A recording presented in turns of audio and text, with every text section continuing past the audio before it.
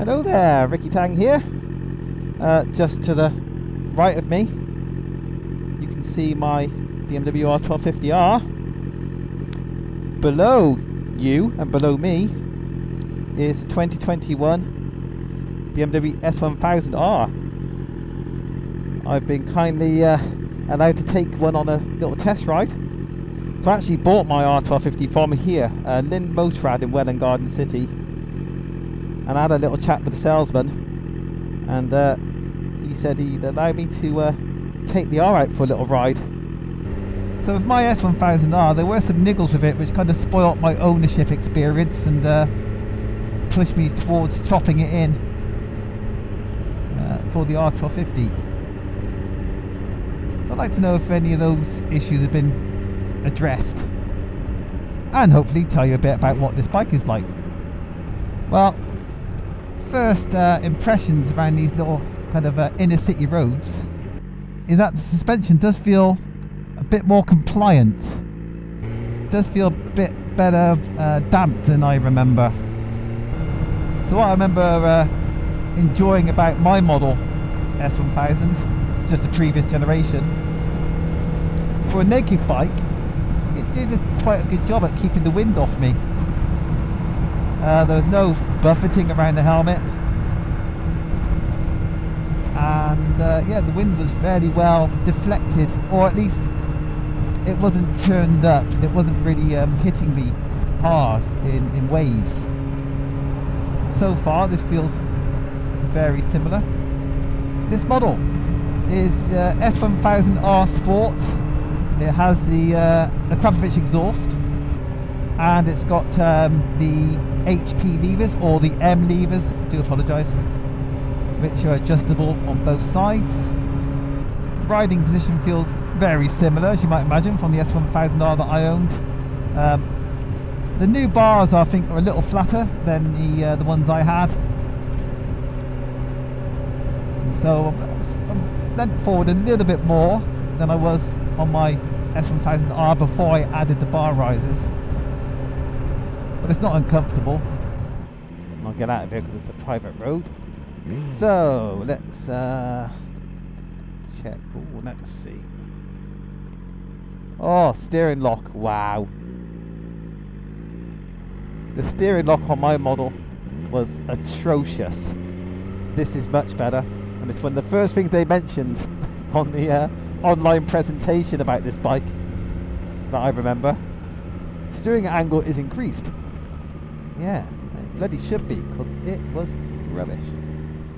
Feels impressively light and easy to maneuver. And again, my S1000R was really nice at slow speeds. So good news is it doesn't feel like anything's different on that score. Although a couple of times already so far the clutch has felt a little bit snatchy, pulling away from a standstill. So this has got all the same toys that my bike had: the cruise control, electronic suspension, heated grips. Oh, heated grips. Oh, hello. This bike's got 3-stage heated grips. Mine only had 2. So a little improvement there. Wow. There is no slack in that throttle. As soon as you give it a slight twist, the revs rise. Normally there's just a couple of mil of slack there in the throttle. I wonder if that'll translate to a kind of a snatchy sensation or a snatchy feel when I'm riding on some A roads. Yeah, there's just a little bit of grab just as you let the clutch out. I don't remember that on my bike. I don't know where the road goes. It just seems there's an opportunity to pass this car up ahead. I think there is.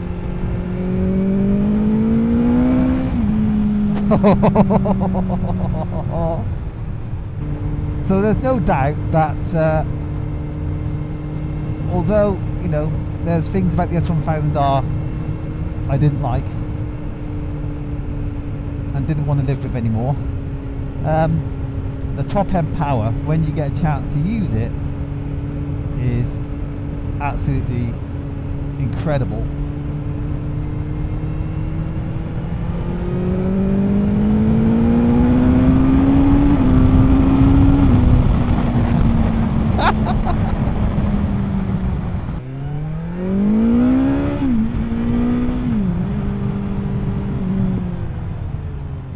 Oh, this feels so tight and agile.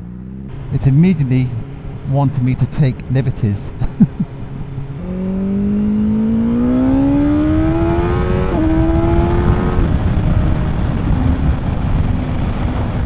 Gosh. So what I'm doing now, I'm at 6,000 RPM in 5th gear, and I'm interested to know how well it pulls when I give the throttle a good twist. Because on my bike, on my S1000, it's always a bit flat in the mid-range. For me, not very torquey. And with this bike, not only is it a new engine, they've actually raised the 4th, 5th and 6th gear to make it a bit more relaxed at cruising speeds. I'm not going to twist the throttle in here. Well, I'll say that. Okay, that sounds quite good. 5th gear, 6,000 RPM. Let's give it a twist.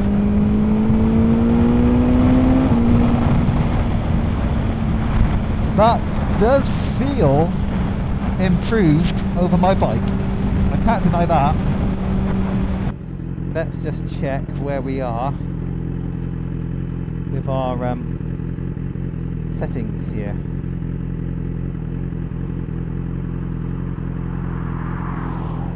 What's Dynamic Pro set to? Shift light, Pro riding mode. So engine is maximum torque.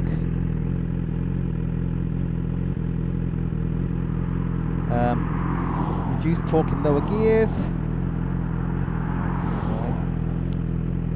3, soft throttle response, maximum torque. 4. So there's actually more settings available on this. I think there was only 3 on my model for the engine mode, or the engine map, throttle response. So that's good. That's a start. Let's go down to engine brake. Never had engine brake on my 2019 model. Minimum engine braking, maximum engine braking, dynamic. Tells you what mode it's coming from as well. That's quite handy. Traction control. Again, 4 settings where I only had 3. Oh, traction control was on rain mode. Maximum. I think that means pretty much no traction control. I'll go there. It's not my bike. Wheelie control didn't exist. Let's turn that babby down, shall we? Oh well, I didn't realise there'd be a 0 option actually. So there's 1. Minimal support, that'll do. ABS. Again, 4 settings. Wow, with many more settings. This must be from the R, I guess. So you got more granular settings. For ABS control, yeah, my arm never had any of that fancy stuff. So basically, yeah, going through those electronics and the heated grips, there are generally more settings, more options, which is a welcome improvement.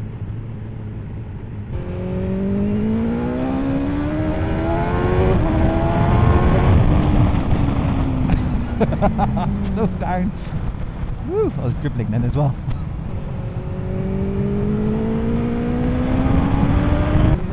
When you get the chance to use the revs on a kind of a long enough road, the higher ratios do help give it a bit more kind of a grown-up feel.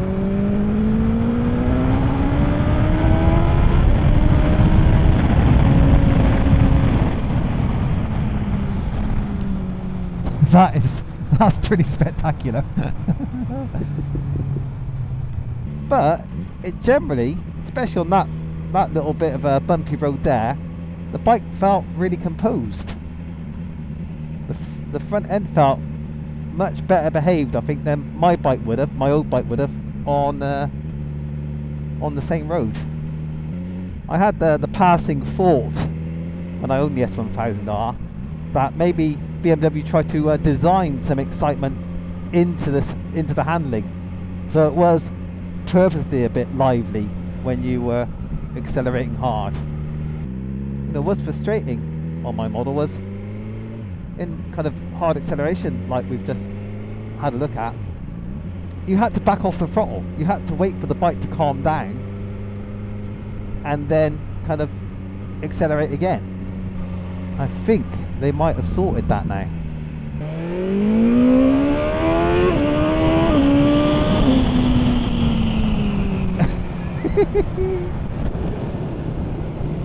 Oh dear. So this is good news for the bike. What I'm finding is just as fast as before, as you would expect, but the chassis is better behaved. And when the chassis is better behaved, you can concentrate more on the ride and more on the road, and less on trying to mitigate kind of the bike's misbehaviour.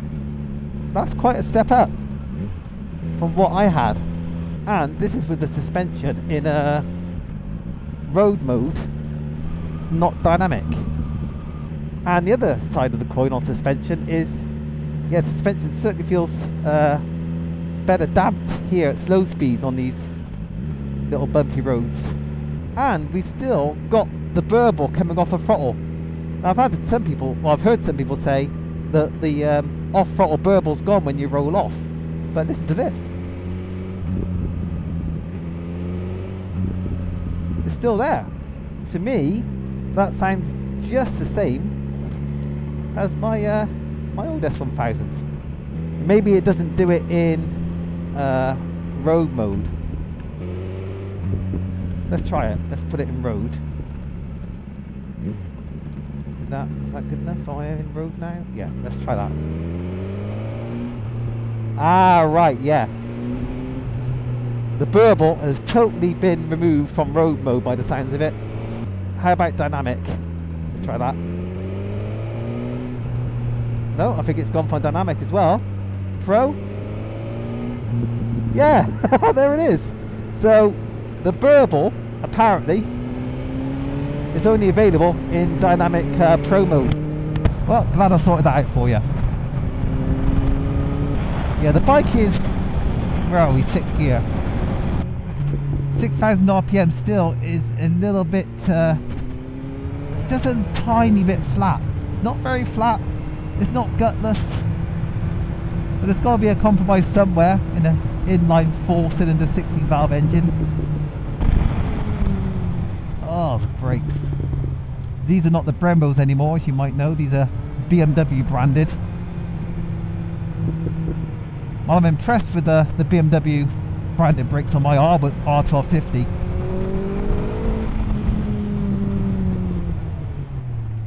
And these feel pretty damn strong on this bike as well. One thing that doesn't seem to have changed really is vibration. Now I think maybe the handlebars are better,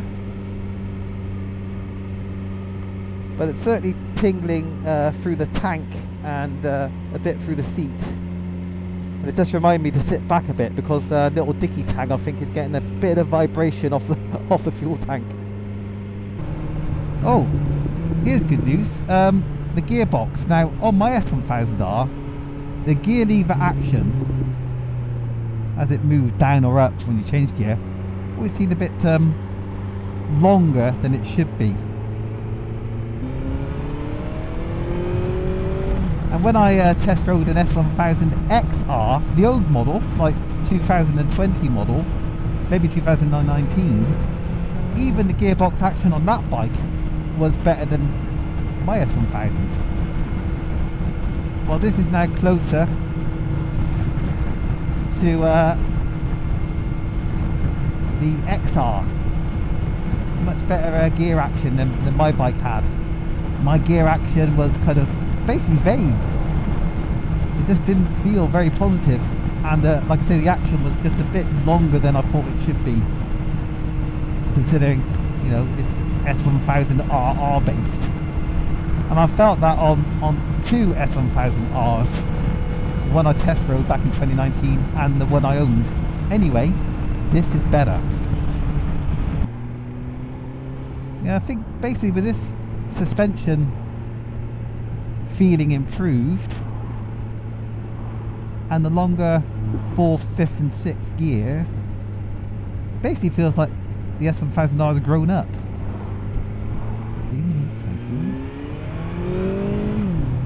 But just then, it's one of the reasons why I sold my S1000R really. I'm at 4,000 RPM. I think I was in 4th gear possibly, maybe even 2nd.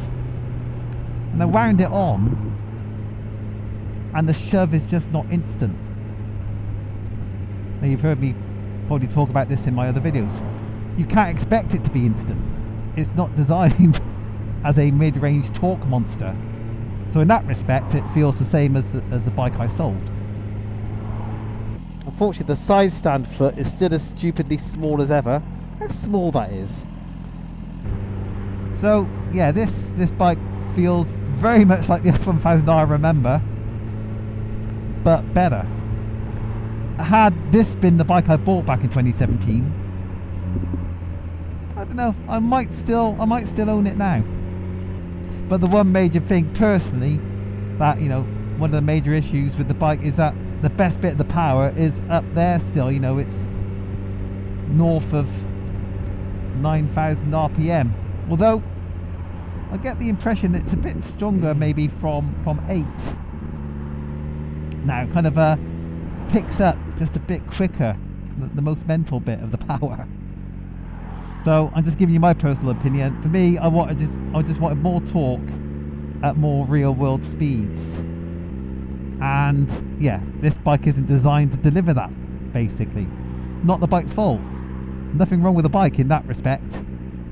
It's just me. I was basically the wrong rider for the bike. There is one more thing. I don't know if I'll be able to find it out. But when going at speed and tipping into a fast bend, my bike, my S1000, had a habit of weaving into the bend, which was not very confidence inspiring. And it's another thing that basically made me sell the bike. But I couldn't work it out, even with an Olin steering damper. Oh wow. Those brakes are phenomenal. I wasn't even braking hard. I was giving it a good bit of effort, but that wasn't hard braking. And it was seriously scrubbing off that speed. The Brembos that I had, what I found was the initial bite was very sharp. And what I found sometimes is you just give it a little bit of a comfort squeeze sometimes, and the front end will just drop like that. But I'm finding here, there might be partially pads, but they are different calipers. They're not the Brembos anymore. And the initial bite is a lot softer. It's more progressive. Okay. That is so much better than my old bike. That is a big step up. That front end is much better behaved. That was really, really impressive. My bike would not have done that anywhere near as well, that little stretch of road. Anywhere near.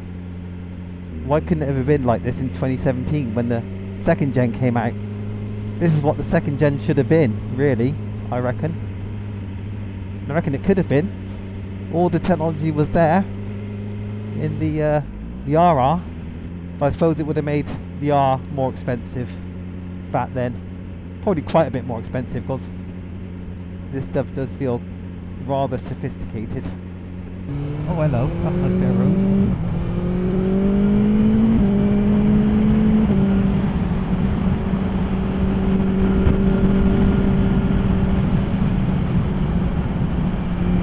Wants me to slow down, I better slow down. These brakes are fantastic. Like I say, kind of less initial bite than the Brembos, but the Brembos kind of felt like, well, what I imagine racers' brakes to be, very strong immediately, and they didn't need to be. It didn't need to be that immediate. And I think I prefer, well, no, I prefer the feel of these calipers to the Brembos. They're still massively strong. So strong. But they're just more user-friendly. And that's the bike overall, really. It is a more user-friendly machine now.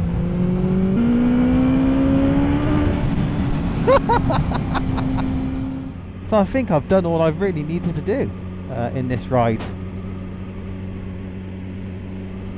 I found out the vibrations are similar to my old bike, although I've got to admit my hands are still alive, they haven't gone numb, and neither has Dicky Tang, which is good. The foot pegs, I reckon maybe they are a little lower possibly, but it's still quite a tight riding position. I'm glad the burble's still there in Dynamic Pro, but mid-range, I don't know, I think there's a little bit of a lift at about 6,000 RPM compared to my old bike. From the seat of the pants, it does feel a little bit more responsive in the middle. On my old bike, it used to go, you know, ballistic from about 9 onwards, and it seems on this one it's more like 8 onwards where it really starts to pick up. Asking me whether I'd buy the new one if I still had the old one, I don't know. It's hard to ask me because this bike still hasn't got the torque where I want it. But what I can say is I really wish that this was the model that was made available in 2017 and it's the one I was able to buy. I would have had a lot more fun then. Here it is, the old S1000R. That front end, so much better than the bike I had. I would not have needed to spend money on an Olin steering damper if I bought this model, if this model was available back in 2019. It's just a level above in terms of composure on the road. Much improved. Very impressed overall. Now, one thing I will say though is I prefer the old headlights. Didn't prefer the fact that they were halogen and they were crap in low light, but I prefer the look of the old lights to the new one. Bit ironic considering my R1250 has pretty much that headlight, even though that's halogen. Ugh. But yeah, other than that, I like the styling. As you can see, a Grabby exhaust, so that's what you've been listening to. Not so sure on the colour choice of the rear subframe. I'd actually say, maybe, I don't know, but grey and gold will go together maybe nicer than grey and bronze. Maybe if this was gold. Tell you what, I'll just stand here for a second, and then maybe later on with my editing software, video editing software, I might be able to exchange those bronze colours for gold. See if I can work that out. But anyway, that's it. I just realised I got to the end of the ride and I realised I hadn't even taken any photos yet. So I think we're just about home now, back towards Lim Motorrad, and I'm really grateful to the guys, well, one guy, thanks to Tom for allowing me to take this bike out for a ride. Thanks for coming with me, hope you enjoyed it as well. Hope I managed to pull together the best bits and get some coherent sentences out of my ramblings, and I'll see you in another video. Take care, ta-da.